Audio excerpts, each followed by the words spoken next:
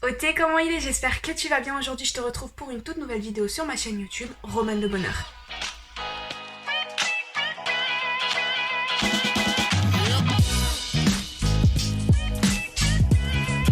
Bon, j'ai voulu changer un petit peu de décor. J'avais acheté ça chez Action.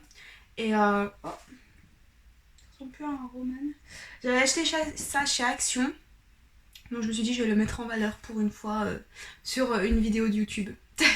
Alors, je suis de retour après un petit moment d'absence sur YouTube.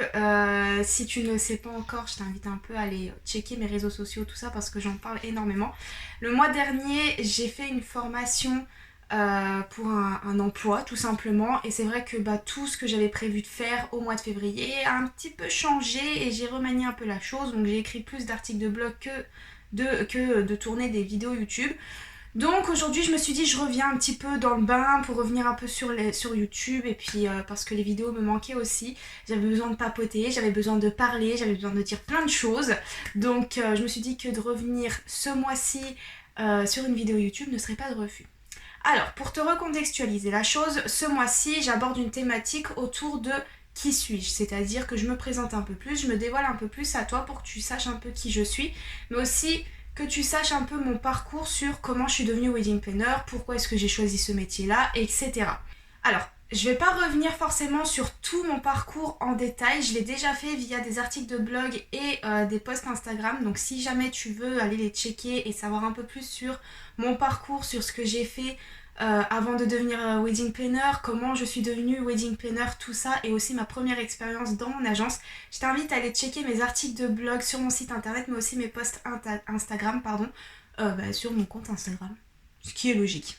Alors, j'ai abordé le passé en te parlant de mon parcours, du coup, comme je disais, et aussi un peu, entre parenthèses, du présent lorsque j'ai parlé de ma wedding entreprise avec sa bouche via donc mes articles de blog. Et aujourd'hui sur YouTube, je voulais, du moins sur cette vidéo YouTube, je voulais un peu te partager le futur. Quel est l'avenir en fait de mon aventure professionnelle avec ce métier-là d'être wedding planner?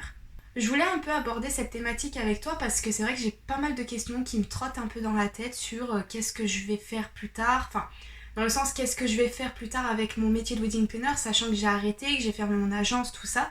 Aujourd'hui, je continue à faire vivre ce métier-là à travers mes articles de blog et tout ça.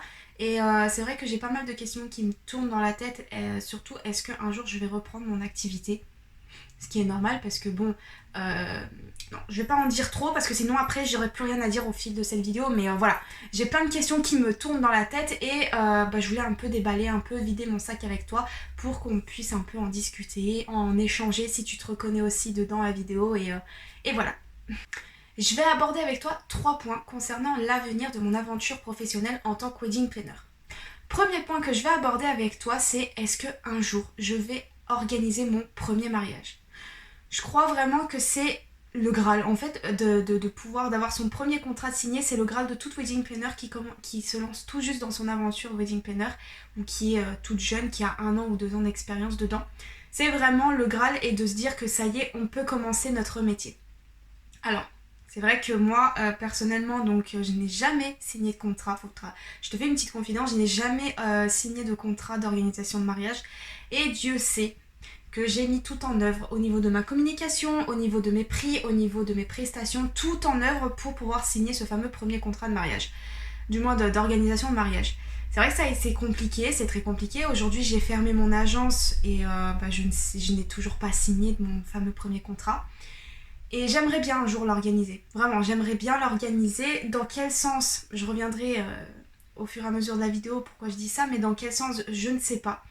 Mais ce n'est pas parce que j'ai fermé mon agence que ce sera pour autant que je vais abandonner cette idée de ne plus organiser, du moins que je ne vais pas abandonner cette idée je me suis perdue dans mes mots. D'organiser un mariage, je crois que c'est comme ça qu'on dit oui. En gros, je vais pas abandonner l'idée de ne pas pouvoir organiser...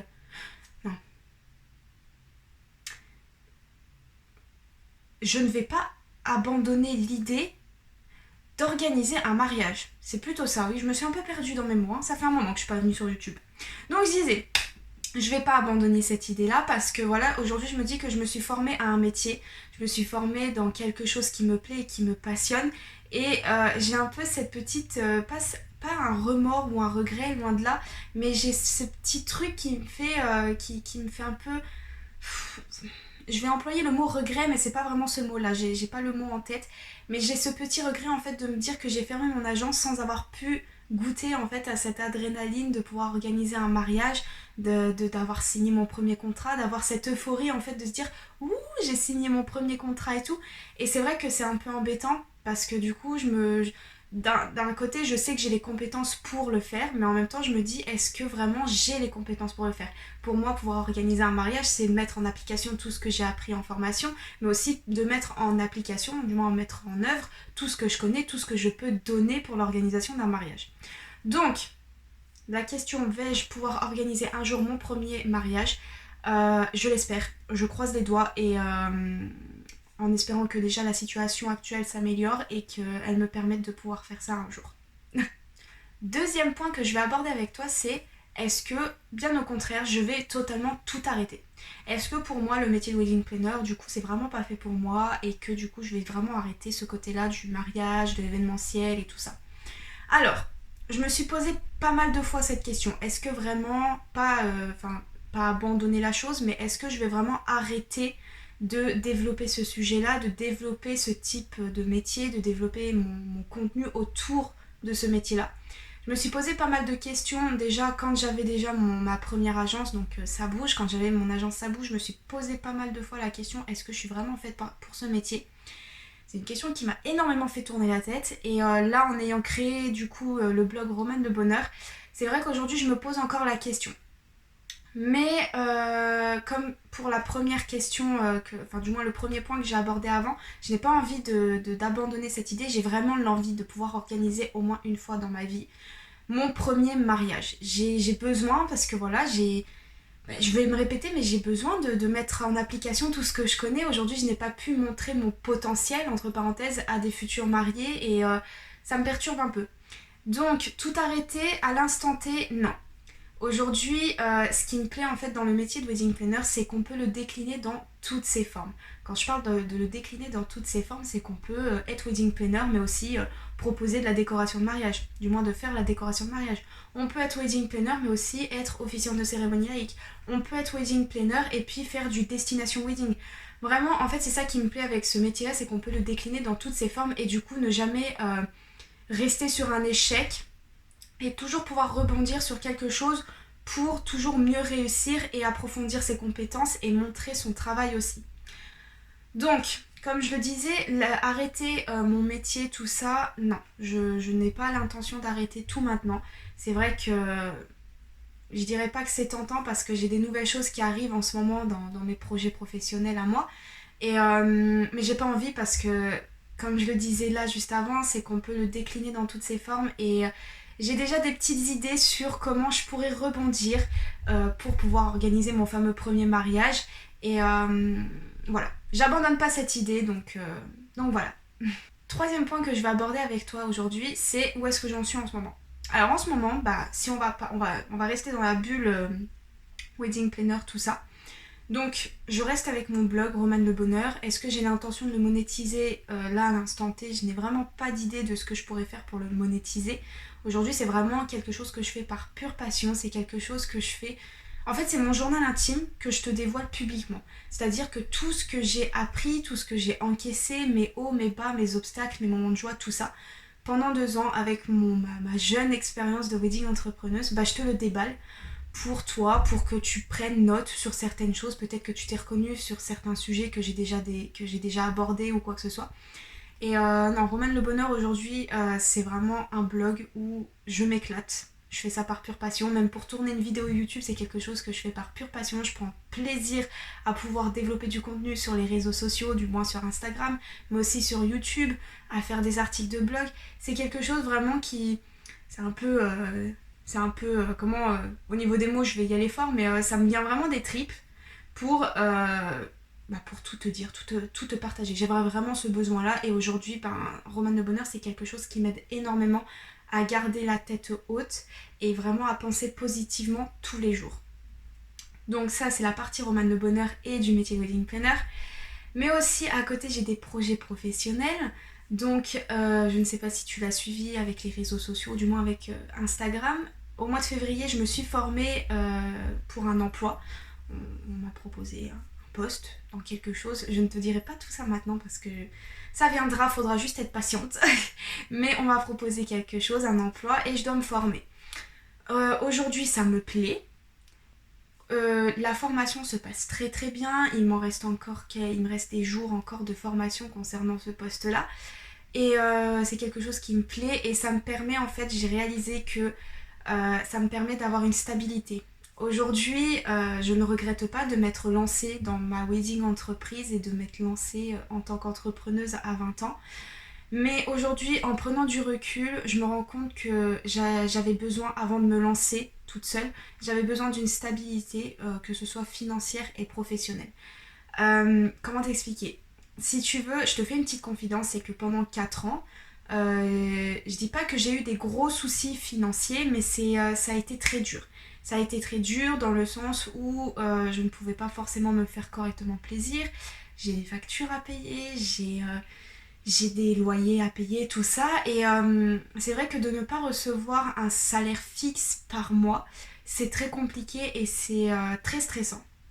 On va dire que pendant 4 ans, je vis un peu dans le stress et aujourd'hui j'ai besoin vraiment d'une stabilité. Donc revenir un peu dans le monde salarial et faire une grande pause dans le monde entrepreneurial, ça va me permettre vraiment de retrouver cette stabilité-là financière dans un premier temps. C'est surtout ça que j'ai besoin, une stabilité financière pour pouvoir avancer dans mes projets personnels mais aussi professionnels parce que j'ai besoin d'investir dans différentes choses pour par exemple tourner mes vidéos YouTube. Aujourd'hui je tourne ma vidéo sur mon portable et pourquoi pas un jour avec de l'argent que j'aurais gagné ou quoi que ce soit et d'investir dans un appareil photo, dans un nouveau trépied, actuellement je recherche un nouvel ordinateur et d'investir dans un bon ordinateur pour moi pour faire mes montages vidéo et tout plein d'autres choses.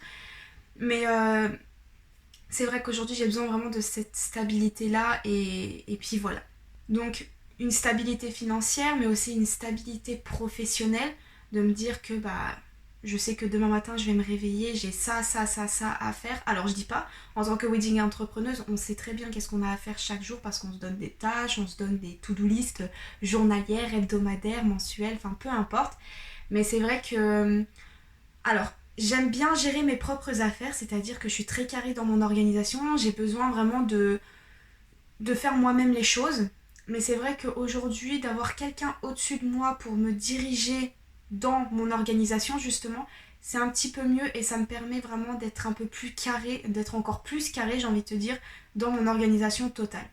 Et c'est une stabilité, alors une stabilité façon de parler, mais mentalement et moralement aussi, ça va me faire du bien d'avoir vraiment quelque chose de sûr, d'accord, de sûr, d'avoir un travail de tous les jours, de me dire que tous les mois, je sais que je pourrais combler les factures à payer, tout ça. C'est mentalement et moralement, ça va énormément m'aider parce que, deuxième petite confidence, là je me confie énormément sur cette vidéo, hein. Mais c'est vrai qu'au moment où la crise, du moins, ouais, si on peut dire au moment, ouais, on va dire au moment de la crise, et un petit peu avant qu'il y ait cette crise sanitaire, j'ai perdu énormément de poids. Donc pendant un an, j'ai perdu énormément de poids et je pense que ça a énormément joué sur le fait que je voyais petit à petit mes objectifs un peu disparaître parce que la crise sanitaire fait que je peux pas avancer dans mes projets professionnels avec ma wedding entreprise. Et mentalement et moralement ça allait pas du tout. Je dis pas que, je sais pas si je peux dire que j'allais dans une déprime totale, mais ça a été très très dur de me faire à l'idée dans le sens que j'avais sûrement fermé mon agence. J'ai essayé de rebondir dans l'année même de 2020 pour faire vivre mon agence, de pouvoir quand même décrocher un contrat. Ça a été très compliqué quand je l'ai fermé, enfin voilà. Donc retourner dans le monde salarial aussi, ça va me permettre de vraiment me remettre les pieds sur terre, de repartir à zéro, de remettre les pendules à l'heure pour potentiellement peut-être un jour repartir sur une auto-entreprise, enfin du moins de peut-être reprendre mon agence, j'en sais rien, mais peut-être potentiellement revenir dans une indépendance, dans le monde entrepreneurial tout simplement. Alors, j'ai fait le tour de mes petits points à aborder sur l'avenir de mon aventure de wedding planner et j'aimerais que tu retiennes certains points de cette vidéo. J'aimerais que tu prennes note de quelques points de cette vidéo. Alors, dans un premier temps, il faut que tu saches, du moins il ne faut pas que tu prennes peur dans tout ce que je te dis. Aujourd'hui, j'ai créé Romane le Bonheur pour dédramatiser tes premiers pas en tant que wedding planner, c'est-à-dire que je suis sans filtre. Je te parle de ce que j'ai dans le cœur, de ce que j'ai vécu et des expériences que j'ai eues avec ma wedding entreprise. Donc je te parle de mes hauts, de mes bas, de mes obstacles, de mes moments de joie, de mes moments de pleurs, de tout. Mais faut pas que tu prennes peur, d'accord? Aujourd'hui, ça peut être peut-être frustrant pour toi. Il y a des gens qui comprennent pas forcément ce que je veux dire dans mon blog, tout ça. Mais il faut que tu le prennes, je dirais pas au second degré, mais si tu veux, Romane le Bonheur, en fait, c'est une prévention. On va mettre ça vraiment entre parenthèses, hein, une prévention dans le sens où, ok, je ne t'empêche pas de te lancer, ose, je suis la première à le dire, ose te lancer, tente pour ne pas regretter ni d'avoir de remords. Tente de te lancer dans cette aventure parce que franchement, elle est fabuleuse. Malgré qu'il y ait la crise en ce moment, c'est vrai que c'est un peu compliqué de s'imaginer dans quelque chose comme ça, mais clairement, au moment où tout ira mieux, on reprendra une vie normale à peu près. Tu verras que tu ne pourras que kiffer ton aventure de wedding planner. Moi, Romane de Bonheur, c'est vraiment quelque chose pour t'aider à te dire, ok, lance-toi, mais fais attention sur certains points, voilà, peut-être que tu peux buter un peu là-dessus, ou peut-être que tu peux oublier certaines choses dans ton aventure sur, je ne sais pas, la communication, sur tes tarifs, sur la construction de ton agence, tout ça. C'est vraiment des petites préventions et des conseils. Des conseils parce que je sais que je suis passée par là aussi et qu'il me semble important que toi aussi tu le saches parce que c'est vrai que quand on va se lancer en tant que wedding planner, au tout début on voit tout rose, tout beau, tout ça. Alors je dis pas, moi je suis passée par là aussi. Mais il faut savoir aussi être réaliste et se dire que la vie elle est pas toute rose et qu'il y a certaines choses auxquelles il faut faire attention quand tu te lances dans ton aventure de wedding planner. Donc Romane le Bonheur c'est vraiment ça. C'est entre parenthèses de la prévention pour mieux débuter, pour du moins bien débuter ton aventure de wedding planner et te dire ok, Romane elle a parlé de ça et tout, je prends note, je vais faire attention parce que peut-être que ça peut m'arriver, peut-être que ça m'arrivera pas, mais peut-être qu'une consoeur à moi ça va lui arriver donc je peux lui conseiller ça, ça, ça. Voilà, c'est vraiment que du conseil, je te donne pas non plus mon avis, c'est du conseil sur ce que j'ai vécu moi et puis voilà, tout simplement. Sur ces mots, je te laisse. N'hésite pas à me laisser un commentaire et à lâcher un petit pouce bleu. Ça fait toujours plaisir de savoir que tu regardes mes vidéos. Et peut-être qu'elle t'a plu aussi.